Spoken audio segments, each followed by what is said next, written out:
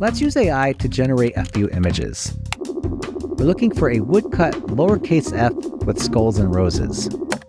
Well, it's not quite lowercase, but we can manipulate it, turn it to a vector, and mirror it.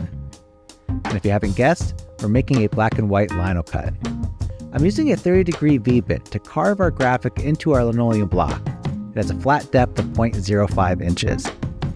Now let's swap out the V-bit for an endmill and cut out the profile of our letter. A lino cut doesn't have the same resolution as a photograph.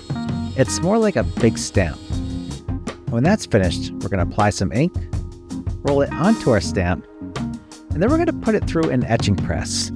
I don't have one, so I'm sort of improvising here using a cold laminator instead. Finally, we'll reveal our image.